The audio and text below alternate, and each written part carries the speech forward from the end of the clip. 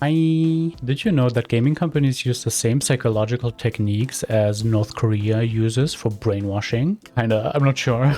Just imagine millions of people playing Minecraft, just mining diamonds with Kim Jong-un's face on it. I'm also kind of not being hyperbolic, because in the core they use the same principles like variable ratio reinforcement, social isolation tactics, and dopamine manipulation. The only difference though is that one is considered a war crime and the other one just made $190 billion last year. In 2019, a parent discovered that their kid had spent $20,000 on a mobile game in 6 weeks. The kid wasn't like stealing the money, or the app wasn't hacking into their home system and bank accounts. The game was working exactly as designed. And before you say that could never be me, you sweet, ugly summer child, let me tell you about rats. So this nerd B.F. Skinner had rats. You might or might not be familiar with this. In the 1930s, he put these rats into a box with a lever. If they press the lever, they get food. Pretty simple, right? But the reason why this nerd is kind of popular is the interesting part about this study. When the rats got food every time, they'd only press the lever when they were hungry. And that's kind of predictable, right? And it's also kind of boring. But when the reward was random, those rats went feral. They kept pressing the lever like their lives would depend on it. And that might sound familiar to some of you because it's not much different than any gambling mechanic in video games. Maybe that's you pulling for that character at 3 a.m, mumbling, maybe this pull will be the last. And not just that, right? It's loot boxes and other gambling mechanics as well. And that's what's called variable ratio reinforcement. And yes, it's basically the same psychology as any slot machine, but you know, slot machines are kind of regulated. So grandma can only lose so much at the casino, but your kid or you could just drop 20k on anime waifus and no one would care. Actually, no one cares. Or no one cared. And Belgium saw this coming, right? They banned loot boxes straight up and called them what they are, gambling. And the rest of the world is kind of still pretending that pixels are different than poker chips, because the internet is this mystical new land that we have to settle and discover. But honestly, loot boxes are child's play, basically kindergarten manipulation. So let me quickly talk about how Fortnite took loot boxes and made them look like a church raffle with their beautiful and perfect battle pass. $3 billion by 2018 just from battle passes, because they weaponized something called the endowed progress effect. Just imagine you're vibing, right? You're looting tilted towers and a notification pops up. Searched 1 out of 4 treasure chests. You weren't even trying to do this challenge, but now you already have 25% completion. And your brain, that backstabbing piece of meat, literally cannot seem to handle an incomplete progress bar. You know, it's like seeing 99 out of 100 Korok seeds. It's physical pain. You have to find the last one.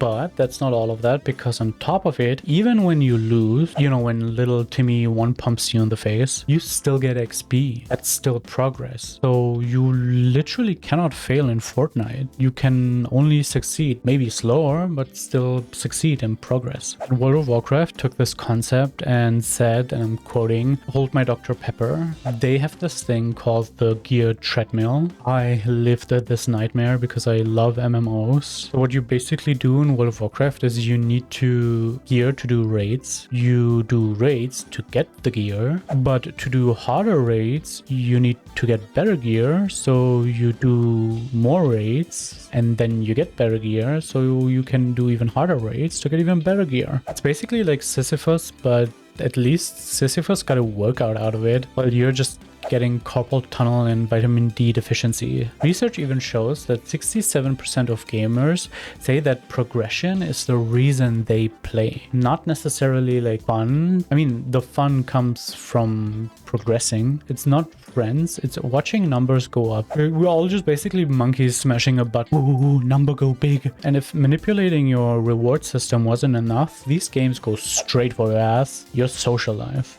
Because a 2024 study, so pretty recently, found that FOMO creates a self-reinforcing cycle, which is academic speak for oops, you're screwed.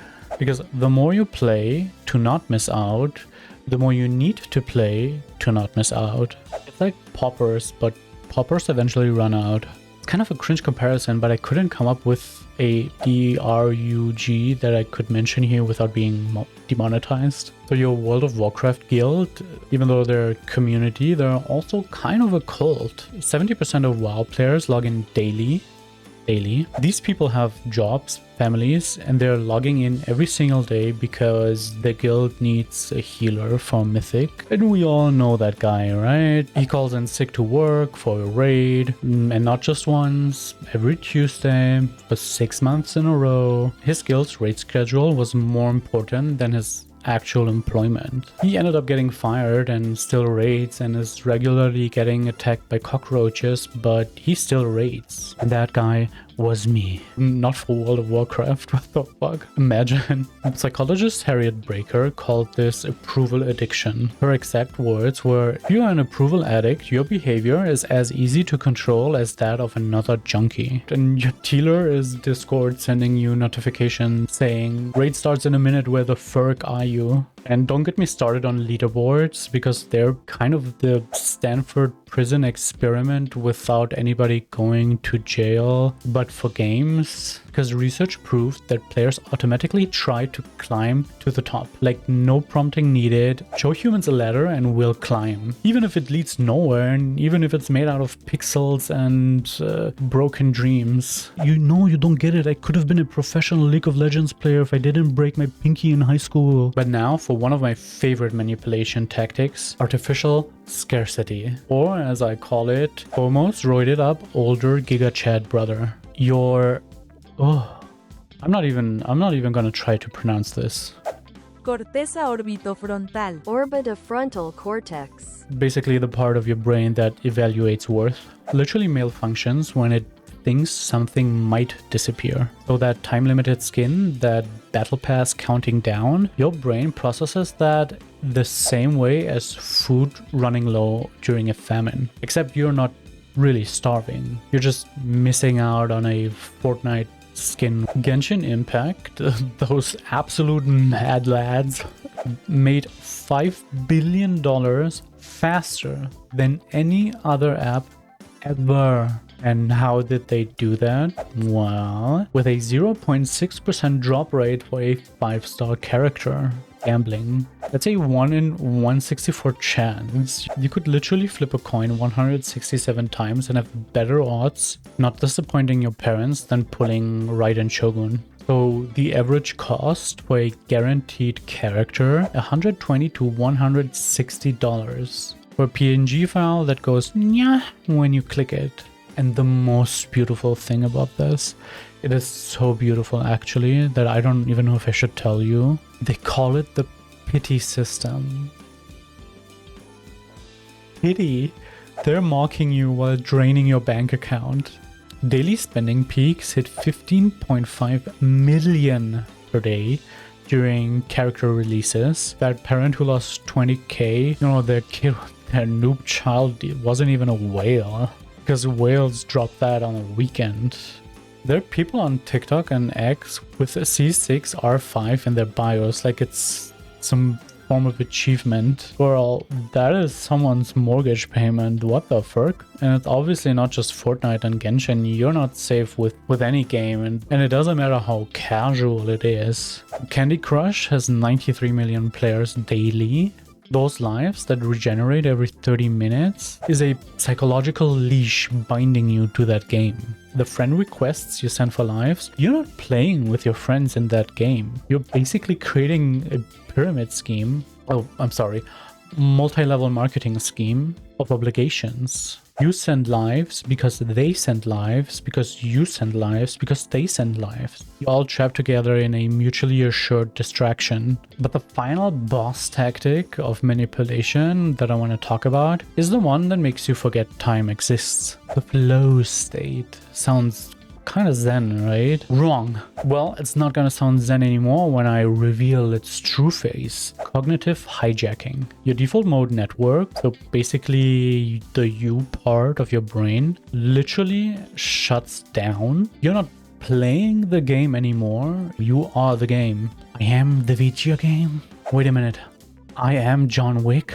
That one more turn thing, your brain gets dopamine from anticipating rewards, not getting them. So every chest could be the chest, every pull could be the pull, and every turn in Civilization could be the turn where Gandhi finally stops threatening you with nuclear weapons. Spoiler, it never is. But your brain doesn't care. It wants this maybe, it wants this anticipation, the perhaps, the what if. So to bring it all together, acceleration flow theory explains the final trick. You don't feel powerful being level 100. You feel powerful becoming level 100, then 101, then 102. So it's not about the destination, it's about the acceleration. And unlike your car, the acceleration never really stops because you have to keep playing.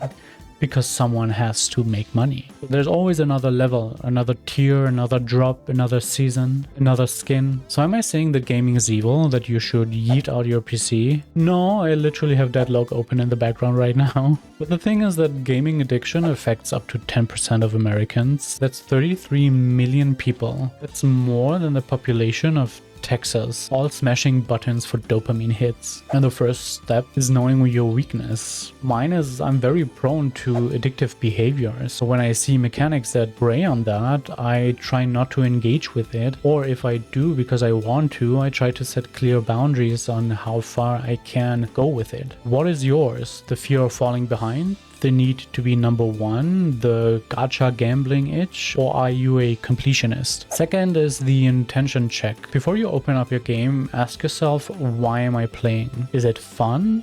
Good. Are you bored? Fine. Or are you just avoiding that your partner is yelling at you that you should take a shower because your gaming chair stinks like shit? Maybe you should go and take that shower. I've had this one viewer come into stream and they were talking about ZZZ. I used to play that game. For those of you who don't know, ZZZ is like one of those gambling games. They were asking me if I still play that game, and I told them no, I don't, because I got to the point where you just log in for the daily quests, the daily rewards, so it starts feeling like a chore. And they started going on, and they were like, oh my god, but yeah, I know, it feels the same for me, it's so boring, it feels like a chore, it takes so long, I don't want to do it, but if I don't do it, I don't get the currency, and then I don't get the new character. I think some of you need to be reminded that gaming is still a hobby. You're meant to enjoy it and have fun with it the way you want to. If you care more about popularity, difficulty, or is it worth it, or am I going to miss that reward, you might want to consider getting a new hobby. And if it starts to feel more like a chore than enjoyment, you might want to consider getting a new hobby. And if you feel like there's nothing good to play right now, and everything is boring, you might want to consider getting a new hobby. It's totally fine to take breaks, explore new things, experience different stuff. You can always come back later. The third and final thing is physical barriers. Sometimes you just need to put your phone into the other room. Sometimes you just need to install the game that is bothering you. And yes, even that one, especially that one. Because let's be honest, your willpower is weaker than a one-ply tissue paper in a hurricane. So don't test it. Because look, these companies employ literal psychologists, PhD holders whose job is to hack your brain so you spend more. You're not just playing against sweatlords and tryhards anymore. You're playing against an almost $200 billion industry that knows your brain better than you do. Here's my question to you, and really think about this. If games are using the same techniques as casinos, drug dealers, and literal psychological warfare, and they're making more money than Hollywood and the music industry combined, who's really playing who? The next time you log into your favorite game, remember, you're not the player, you're the game.